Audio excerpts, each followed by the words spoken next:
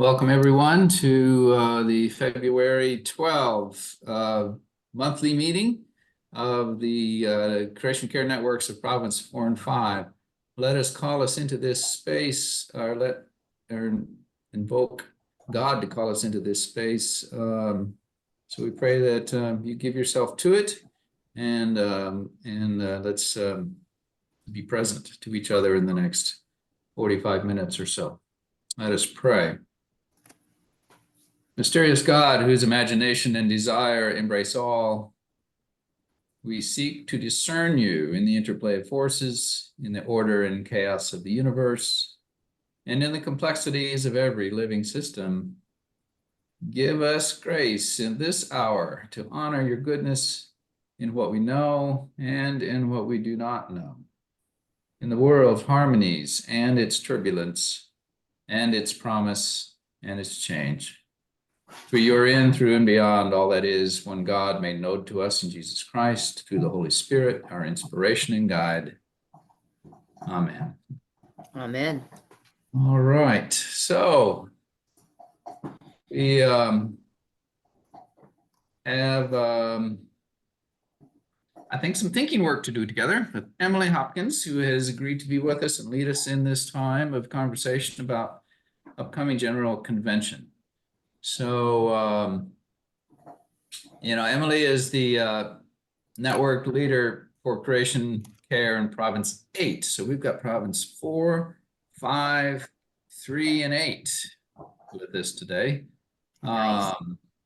And she's also then chair of the Creation Care Caucus aimed at General Convention this summer in Louisville. So thus she is here, I think, to kind of help us maybe gather our thoughts and intentions and potentially our actions toward GC coming up.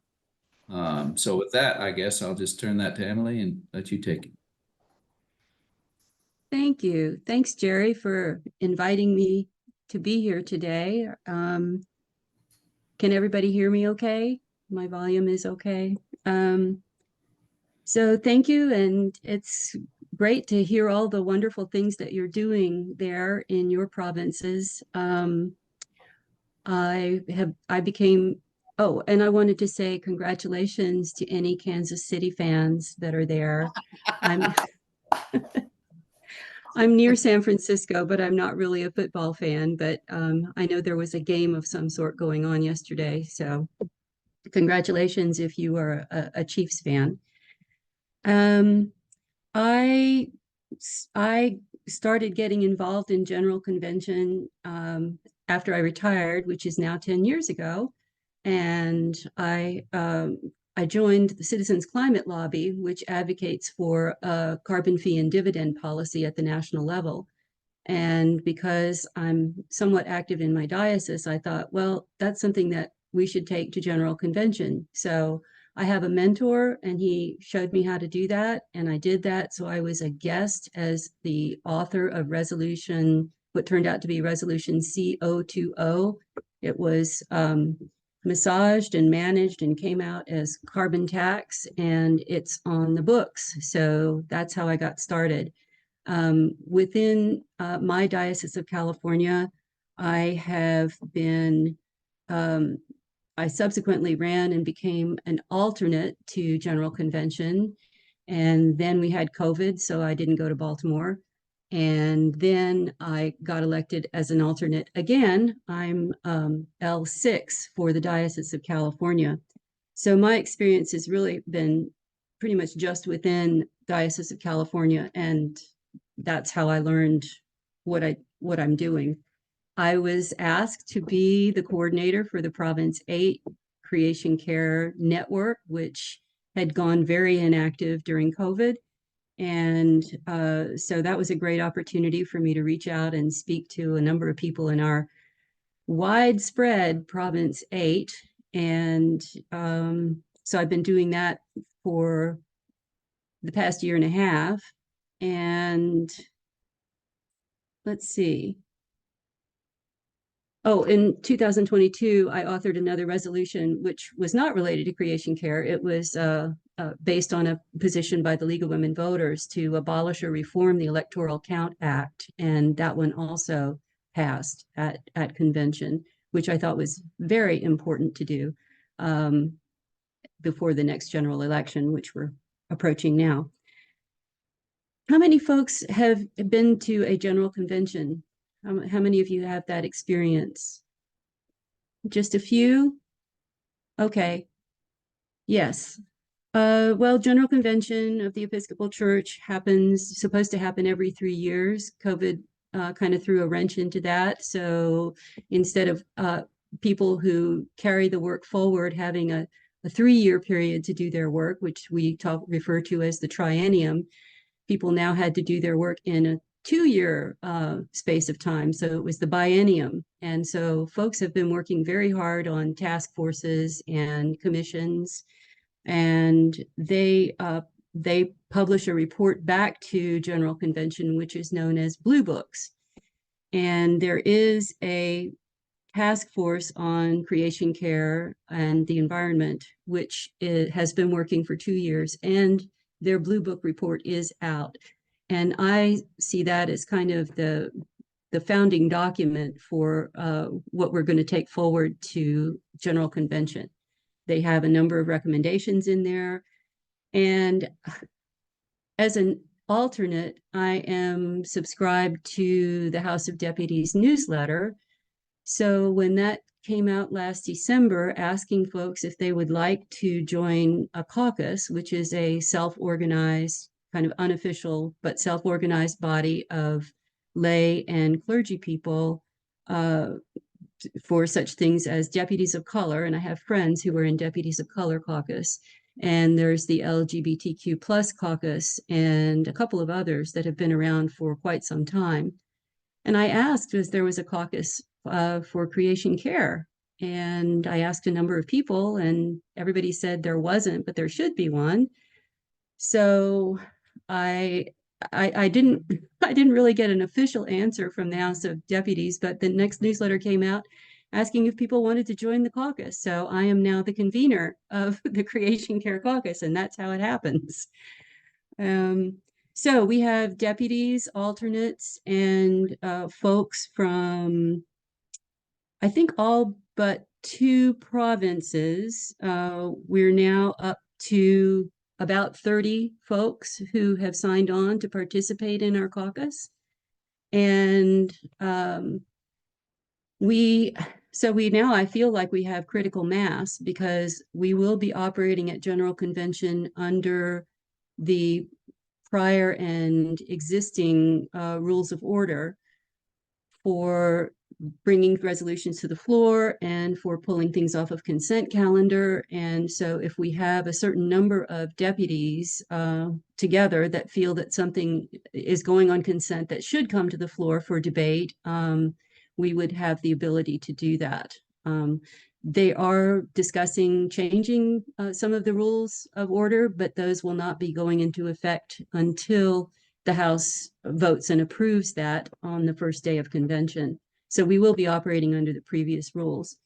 And since 2018, so previously at general conventions, before I got involved in it, all of the work was done at conventions. They have legislative committees. There are about 20 committees that are focused on different areas.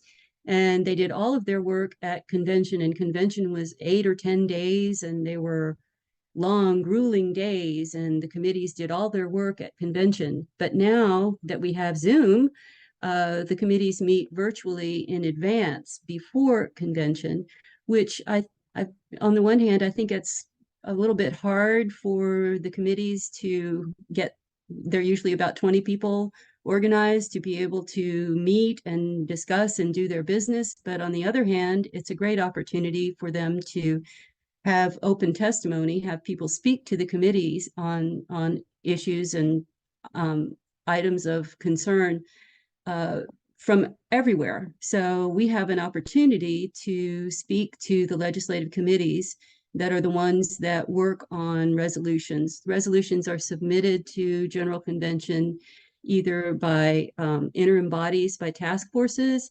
Some have come in through dioceses. Some of you probably have diocesan resolutions that are coming up to General Convention that you've passed. They can come from a province and they can come from deputies.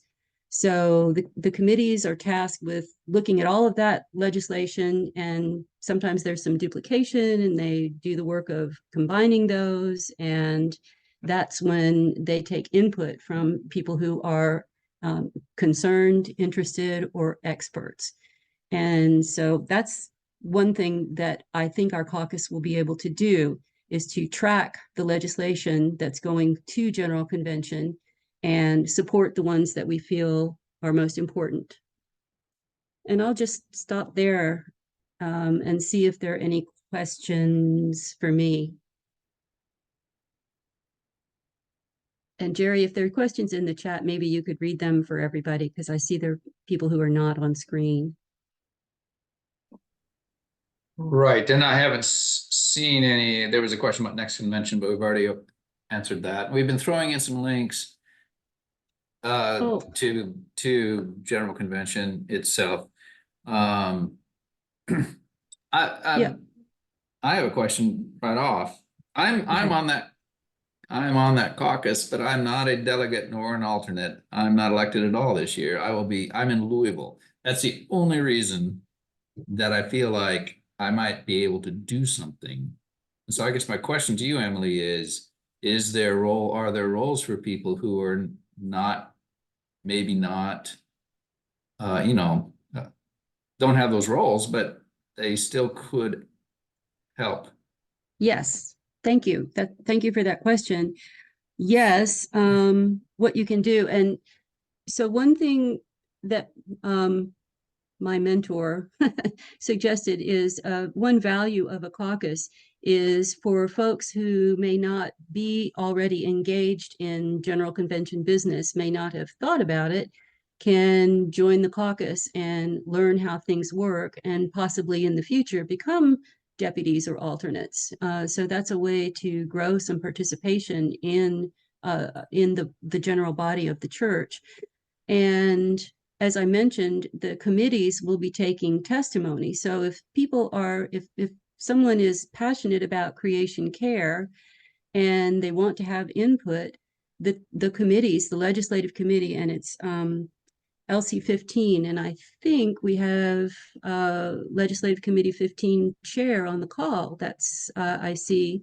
So speaking as a person as an Episcopalian who is concerned about creation care, certainly you have the opportunity to speak to the committee and advocate for resolutions that strike your heart. So that's, correct me if I'm wrong, Nuria Love Paris. I think Parish, that's what you would like to do. And maybe you would like to say a few words about that legislative committee. Why, thank you. I do not have a prepared speech, but I came to the call because I was on this legislative committee, not the last General Convention, but the convention before. And then I was active at the last General Convention. And so I knew that this was a new caucus. And I'm so curious about what the caucus wants to do as the chair on the House of Deputies side for the committee. So I can say a little bit about my perspective. I'm a deputy from Western Michigan, and this will be probably my third General Convention as a deputy and my second working on a legislative committee. And the rules at the General Convention are that as legislation is in the process of being finished and sent to the floor, any Episcopalian is welcome to speak into that process. You don't have to be elected by your diocese. You don't have to be sent by anybody. You can, simply as an Episcopalian that cares about the stewardship of God's earth and has an interest in the legislation that General Convention is passing, there are going to be public hearings on those pieces of legislation as they are being perfected, I think is what the language. and you are welcome to come and speak to them. I bet you're wondering how you would know when you could do that. So I would say, here's where my current timeline is. So far, so let me back up. Like, again, I don't have a prepared speech here. The General Convention is a bicameral legislative body. And what that means is that there is the House of Deputies, which is clergy and lay representatives from all of the 110 dioceses. And then there's the House of Bishops, which are Episcopal representation. Because we're a bicameral body, any legislation that is going to get passed by the General Convention has to get passed by both bodies. And what that also means, the way we handle this, I don't know how the United States government handles this, but the way we handle it is our legislative committees are combined. So every legislative committee has a House of Bishops component and a House of Deputies component, and we do all of our advanced deliberation together. And what that means is I serve as, for this General Convention, the chair of the House of Deputies Committee. Bishop Kathleen Bascom, Kansas, serves as, thank you everyone. I know her, but I knew her when she was in Iowa. I actually met her when we were serving together on this legislative committee in 2018. And we were, so anyway, I know she got elected bishop. I'm glad to know it's Kansas. Thank you for confirming that. So she and I have literally had one 5-minute conversation to figure out, okay, what's our plan? And all we've done is have the 5-minute conversation to say, here's the next set of conversations we're going to have. We're going to put our heads together later this week. We're going to pull the officers of the committee together later this month. And after we do that, we'll be able to start to issue a schedule for hearings. At this point, we don't even know all the legislation that will be coming to our legislative committee. What we do know is the 3 resolutions that are in the Blue Book report from the interim body. I would anticipate that we will be receiving more proposals for legislation, but at this point, we don't know what they are yet. Now, I will go further and say there might be some of you on this call that would like to see General Convention pass a particular piece of legislation. Your deputies or your bishop can propose that. I'm not 100%, like I said, it's not a prepared speech. I'm not sure what the deadline for that would be, but that would be the avenue through which, and maybe Emily knows, that would be the avenue through which another piece of legislation, or if you want the Episcopal Church to say something or do something, I will say sometimes when we pass legislation, we do the thing that we say we're going to do. But when we don't pass the legislation, we definitely don't do the thing. And so working towards getting resolutions passed it can be an effective step forward if your expectations are appropriate and you know that just because we say we're going to do the thing doesn't mean we always organize ourselves to actually accomplish it. But it does mean that we set an intent and we set a precedent, and future generations then can build on it. So was that helpful? Thank you. And yes, I can tell you that there was a lot of discussion about changing the deadline for legislation to be before convention. But as we will be operating under the previous rules of order, legislation can be submitted up until it's either the first or second day of convention. But ideally, to help out the committees with all the work that they have to do, the earlier the better that resolutions can go in. Obviously, that's the better. Most dioceses, if not all, have already had their conventions, so there probably are diocesan resolutions that are coming up. And as she mentioned, the task force has put some resolutions into their Blue Book report, which I could speak about if people are interested. And the question came in about how we'll work, the caucus will work with the committee. And I think I've mentioned that. What you can do if you're not a delegate, or if you're not a deputy or an alternate, get to know your deputation. If you get to know your deputation, you'll know what resolutions they may be putting forward. And ideally, I would love to have a person on the caucus who could be a liaison to each of the provinces, each of the 8 provinces. And I'm speaking to you, Stephen Jones, in Province 3, because I don't think we have anybody right now from Province 3.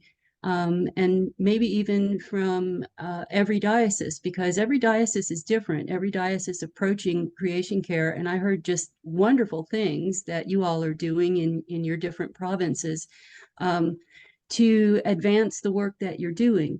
And I will mention that General Convention resolutions that have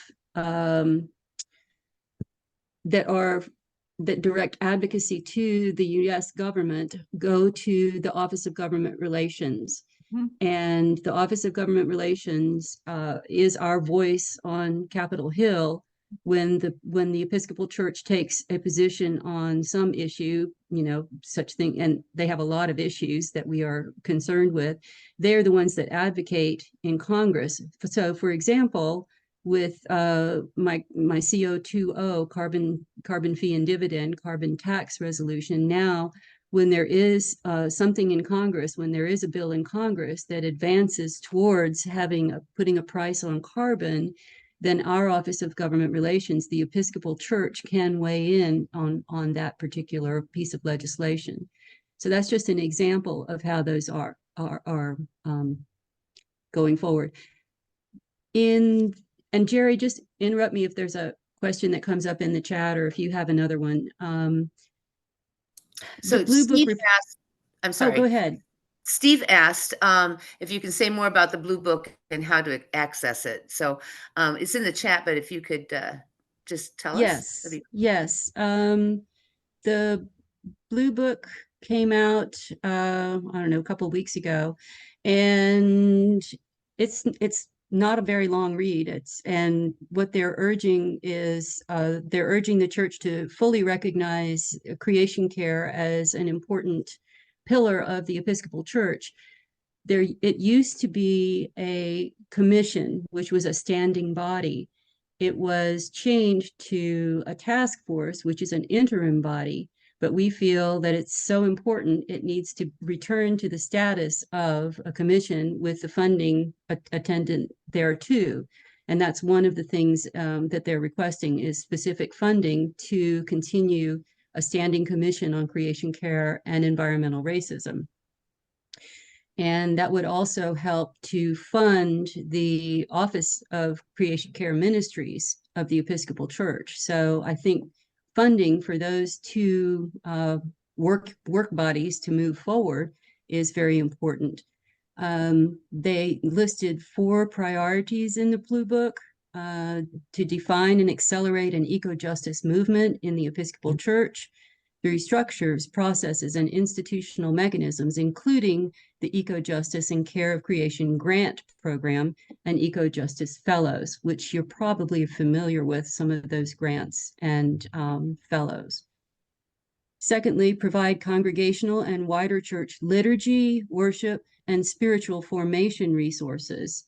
And we had a speaker to our Creation Care Caucus last month, Dr. Ruth Myers, who is a co-chair of the Liturgy Committee.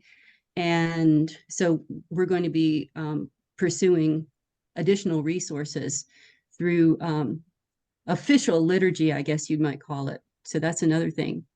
Expand storytelling and advocacy around eco-justice, particularly using the mapping tool, and responding to the church's call for carbon neutrality through net zero grants, carbon offsets, and land. So that is an area, again, where funding is part of the request. So that's just a quick summary of the Blue Book report. It talks about all the work that they did and what they're envisioning going forward. And I think there's a link in the chat to that. There is.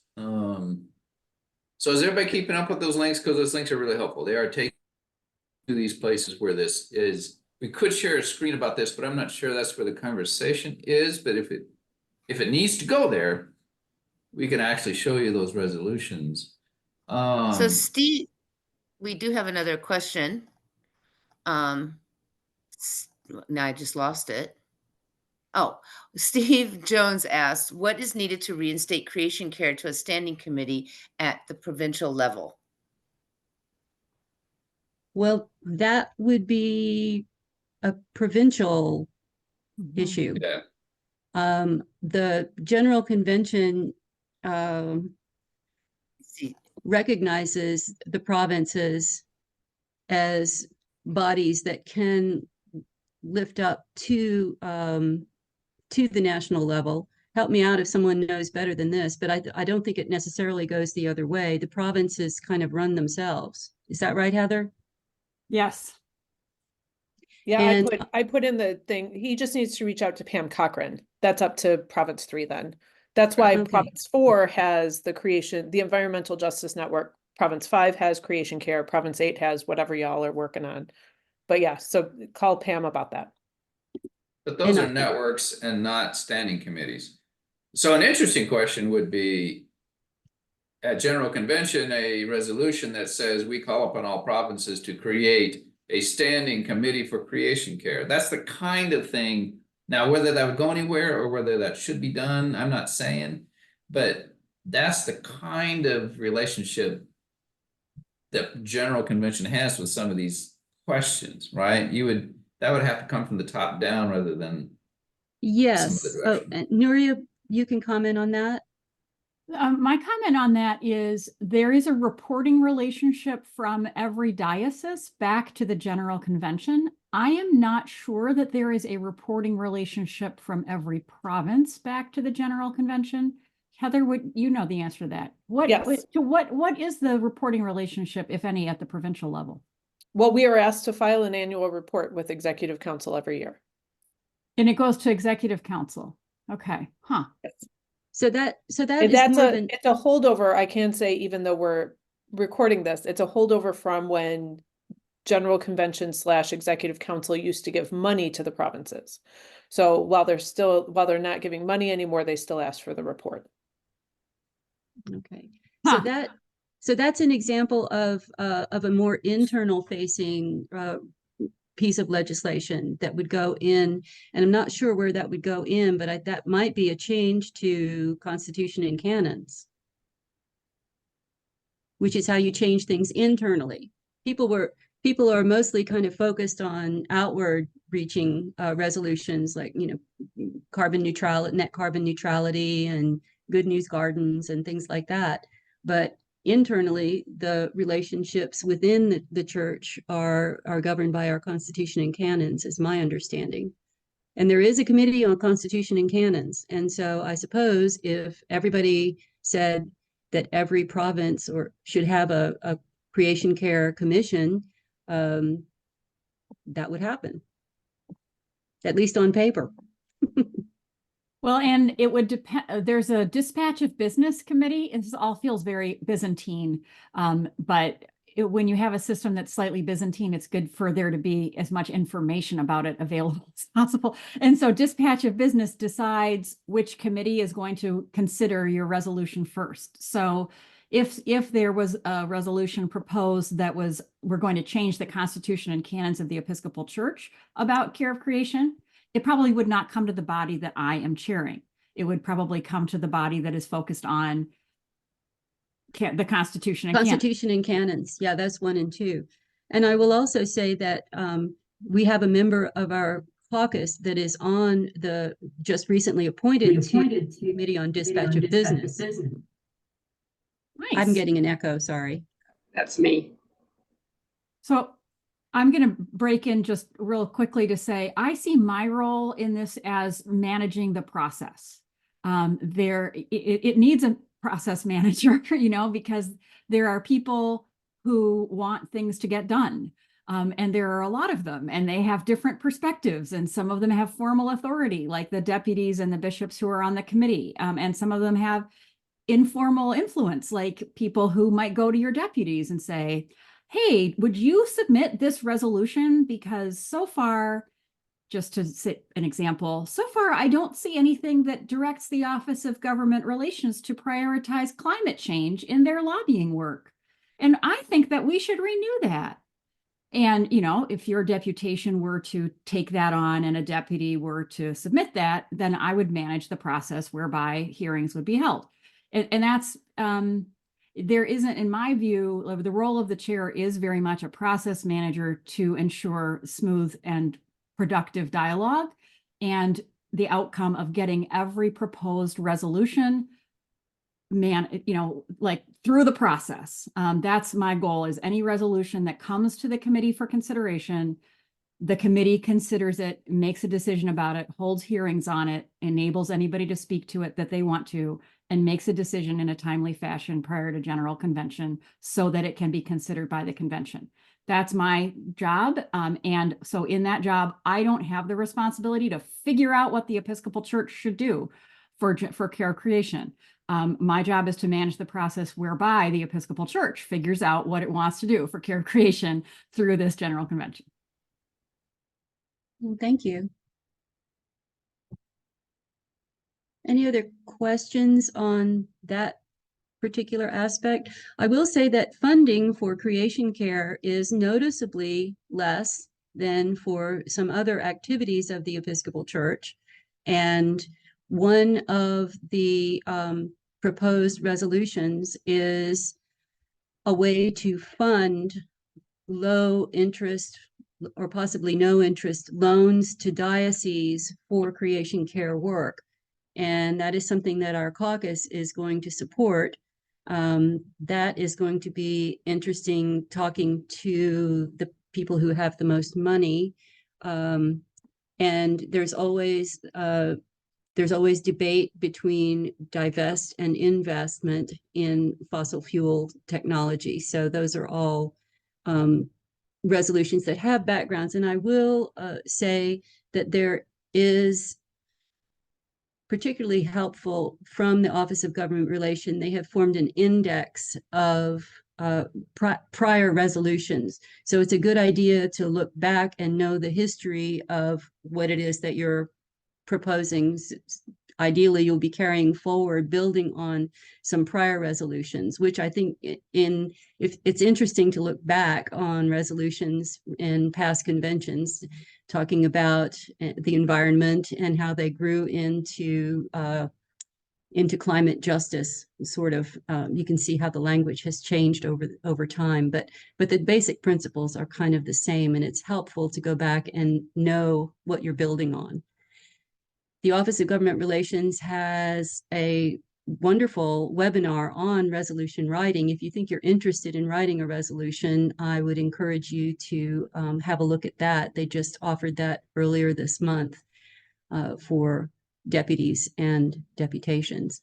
So many of your deputations already have resolutions ready to go. And again, I would encourage you to get to know your deputation, find out what their priorities are, and see if Creation Care is among them. And if not, perhaps have a conversation with them to lift up your needs and your priorities. Let me follow up on that one before we get to Edward's related question to that. So let's say somebody's in a diocese or whatever, and there is no resolution related to Creation Care. They think there should be, but the diocese isn't going to help them.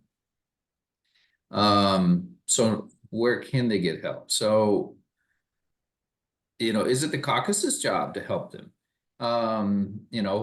Where can they turn? Is it the provincial, Heather and Jeanette, is it our job to help them? Well, is that a question? That's a question. Where do they turn? Okay. Well, I think you answered both correctly. Yes, I see the caucus as sort of a consortium of deputies and deputations.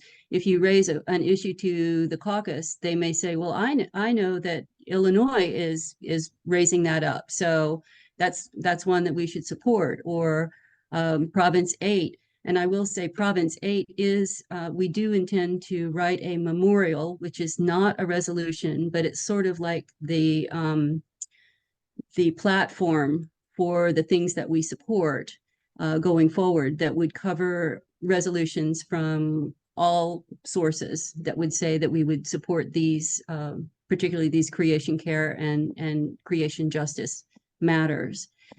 So yeah, and I think, yes, I think that the provinces have a role as well. Heather, is that your understanding too?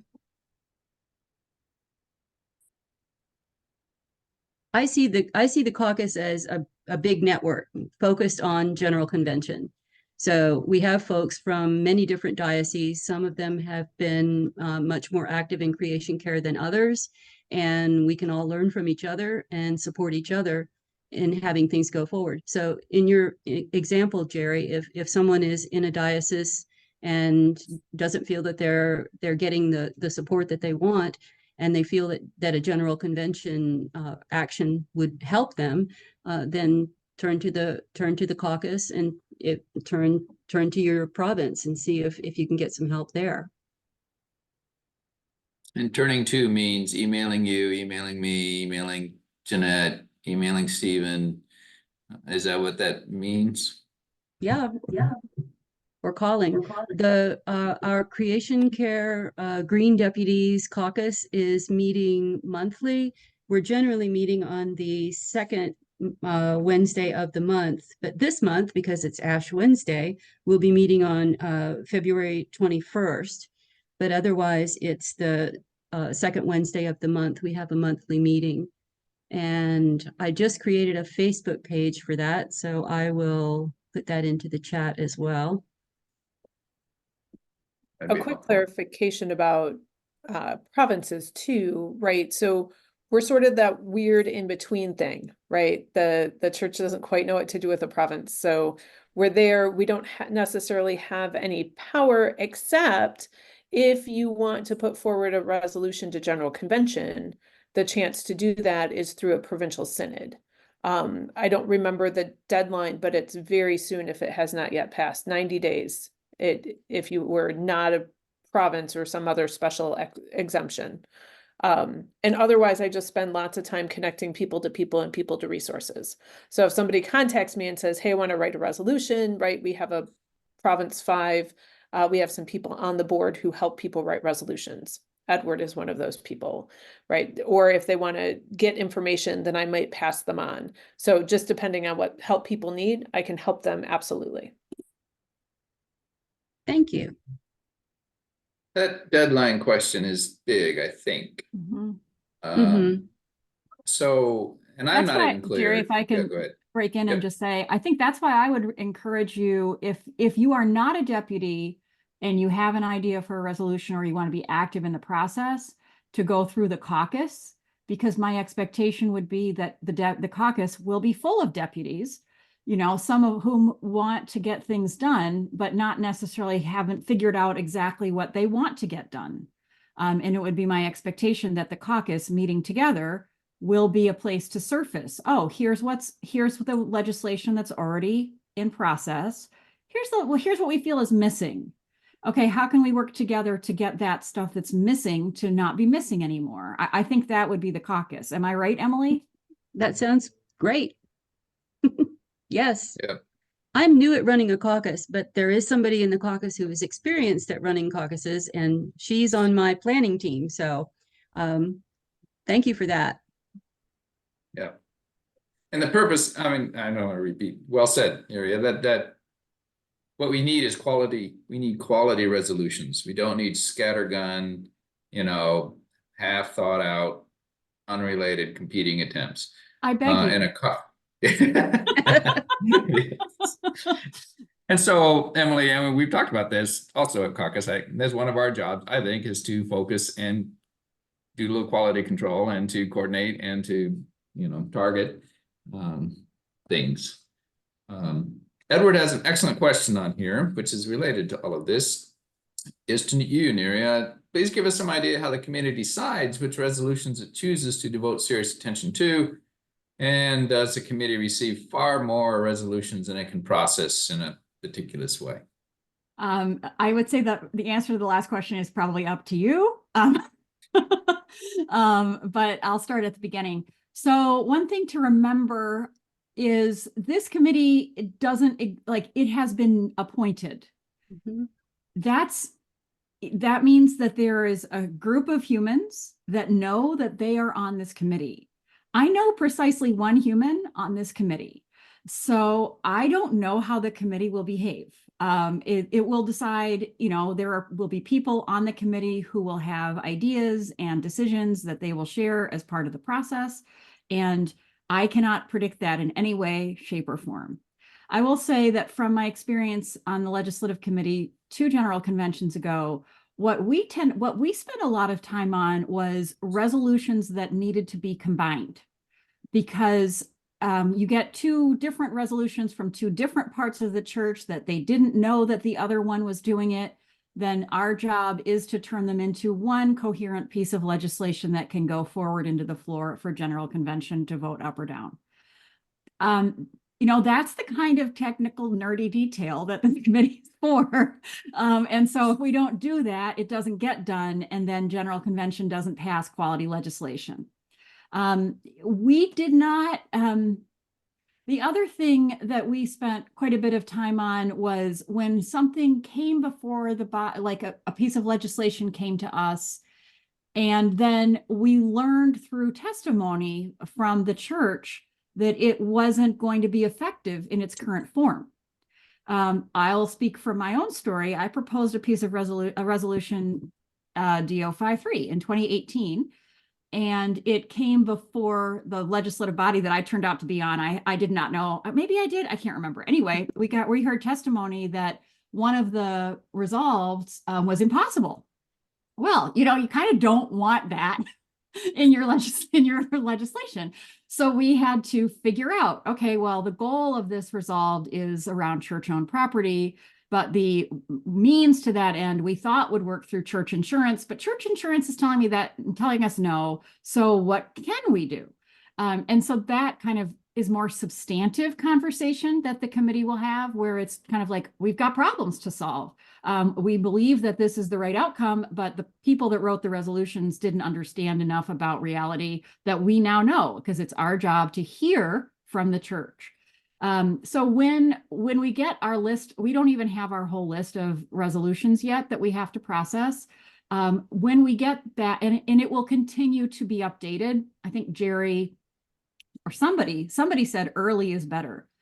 Early is really better. And here you will have a piece of information that I don't mind sharing, but it's a little personal. My daughter is graduating from college on June 21st.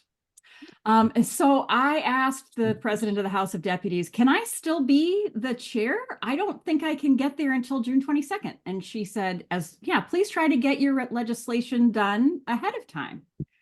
So I am very dedicated to getting our legislation done ahead of time and going to my daughter's college graduation. That if I can't, we'll have a vice chair. Like if we need to do resolution review the day before when I'm in Toronto, that my presence or absence is not going to slow up this committee. But it is my hope that we will start our hearing process fairly shortly after the getting all of our resolutions, just so we also give enough time to the church to think about these things together and well. And we don't always have enough time when we start at general convention. Like in the old way, it was just a marathon of impossibility. So I like this new way. And I would say, I don't know how to predict how many resolutions we will receive this time. I mean, we've never had a Creation Care Caucus before. And I think that's an amazing and fabulous development for the life and health of the church and the health of the world.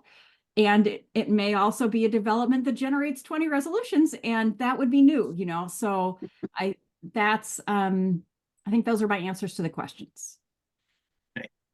Thank you. And I would like to say something also about the process, but first I want to call up the Jim put into the chat that he's found in the past. It's helpful to take general convention resolutions and use diocesan convention to point congregations toward frameworks and resources. So that's another way that it can come back down to the pews, what we're doing in the diocese and at general convention. But another note on the process, the legislative committees work hard to put forth perfected resolutions is the word for it, which may combine aspects of several resolutions. And then those go up to the Committee on Dispatch. And the Committee on Dispatch is the one that sets the agenda for convention. And according to the rules of order, if there is something on a consent agenda, there's a certain number of deputies that are required if you want to pull that for discussion on the floor. I tend to view the consent calendar as my friend, but some people prefer to pull things off and have a discussion and a debate. And again, that is the role of the Committee on Dispatch of Business to organize debate on those. And that's something that our caucus will be involved in, looking at the agendas, which I think they're going to be 2 agendas per day now, to see what legislation is on there, what's coming up, so that we have deputies who will speak in favor of resolutions that we support as they come to the floor. So that's something at the actual convention. Other things that we're planning to do at convention is there will be a table. The Creation Care Ministry, Phoebe and Melanie, are going to have a table, and we of the caucus will be helping them at the table.